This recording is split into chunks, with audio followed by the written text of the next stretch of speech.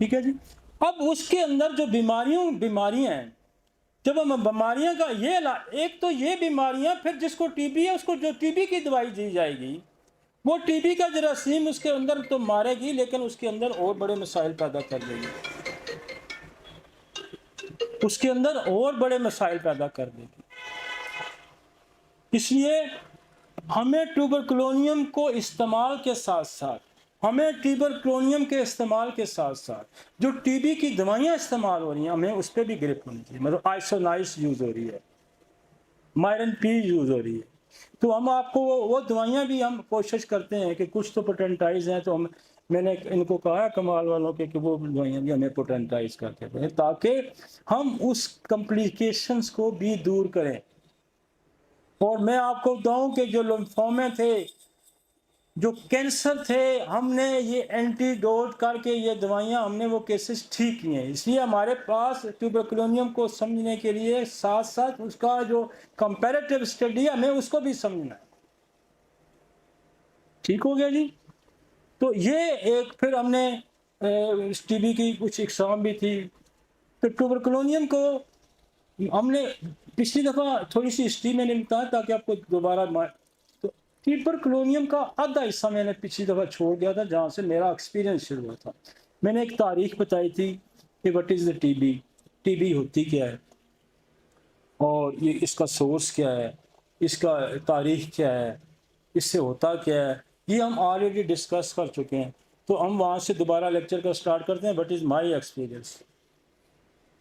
In my experience, tuberculosis is the base of many acute and chronic disease. आप समझ आई है? मेरी practice का इन्हिसार इस पे है कि हमने साइकोसिस को समझा, हमने मेडोरिनम को समझा, हमने सिफिलियम को समझा, हमने सिफिलिस को समझा, हमने साइकोसिस को समझा, हमने मलेरिया को समझा, हमने टाइफाइड को समझा।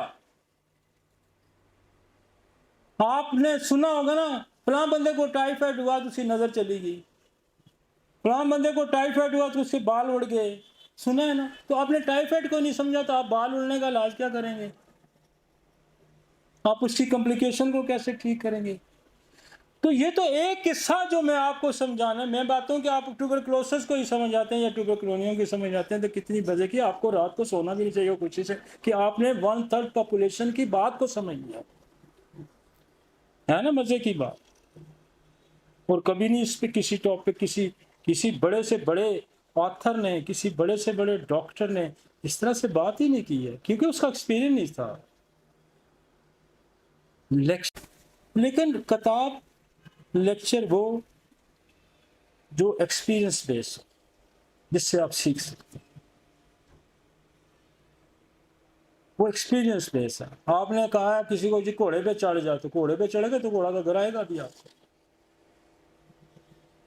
गिराएगा ना आपको। तो वो जो जो घुड़सवार होता है, जो जैकी होता है, जो ट्रेन करने वाला होता है, उसका एक्सपीरियंस होता है ना कि कैसे चढ़ना है, कैसे इसको काबू करना है, कैसे इसको चलाना है। तो एक्सपीरियंस जो होता है, साइंस बिलीव करती है एक्सपीरियंस पे। तो पहली बात यह है कि मैं कहता हूं कि tuberculosis the base of many diseases, चाहे वो एक्यूट है। अब हमारे पास रोजमर्रा लोग आते हैं, हम एक एक ट्यूबरकुलोनियम की डोज देते हैं, उसकी बेशुमार इन्फेक्शन डिजीज उसी से ठीक हो जाते हैं, क्योंकि ये मदर ऑफ इन्फेक्शन है।